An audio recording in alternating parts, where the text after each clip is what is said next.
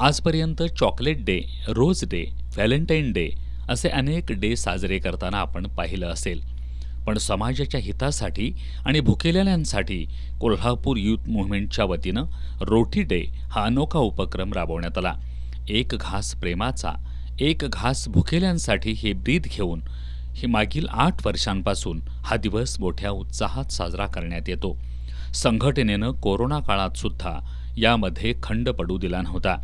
Valentine day झाल्यानंतर येणाऱ्या रविवारी हा दिवस साजरा करण्यात येतो. यानुसार आज कोल्हापुरातील छत्रपती शिवाजी महाराज चौकात ही मदत संकलित करण्यात आली.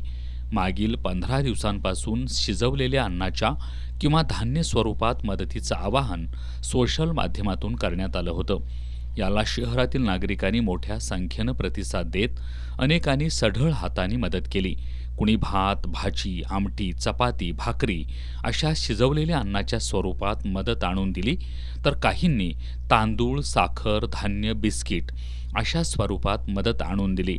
आजच्या उपक्रमाला उत्स्फूर्त प्रतिसाद लाभला, अशी माहिती संघटनेचे अध्यक्ष निलेश बनसोडे यांनी दिली आहे. फेब्रुवारी महिना हा प्रेमाचा महिना म्हणून ओळखला जातो. याच प्रेमाच्या महिन्यामध्ये Valentine day, chocolate day, teddy day यासारखे प्रेम व्यक्त करण्याचे एकमेकांवर हे दिवस साजरे केले जातात.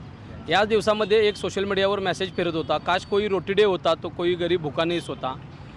तर मग हा कोणी केला पाहिजे, त्यासाठी आम्ही समविचारी टीम एकत्र आलो आणि आम्ही ठरवलं की फेब्रुवारी महिन्यातील एखाद्या व्हॅलेंटाईन डे नंतरनं जो रविवार येतो त्या रविवारी आपण रोटी डे हा साजरा केला पाहिजे. आज हे आमचं 8वं वर्ष आहे. 8 वर्षामागे हा उपक्रम चालू केलेला. सालाबादप्रमाणे याही वर्षी आम्ही हा उपक्रम चालू ठेवलेला आहे. यामधून अनाथ आश्रम, गोरगरीब यांना आम्ही मदत करतो आणि अशा पद्धतीने या ठिकाणी आम्ही रोटी डे साजरा करतो. मदत स्वरूपात आलेलं अन्न शहरातील फिरस्ते गरजूंना वाटप करण्यात आलं. त्यांच्या चेहऱ्यावरील आनंद आणि समाधान या उपक्रमाची पोचपावती देऊन गेलं. उपाशी आणि भुकेल्या पोटी असणाऱ्या लेकरांच्या मुखात सुखाचा घास जातोय हे पाहून कित्येकांचं मन भरून आलं. आज हे जमा झालेलं अन्न आणि धान्य कोल्हापूर यूथ मूव्हमेंटच्या स्वयंसेवकांच्या मार्फत अनेक वाड्यावस्त्या, वीटभट्टी कामगार अशा अनेक ठिकाणी हे अन्न पोहोचवण्यात येणार आहे.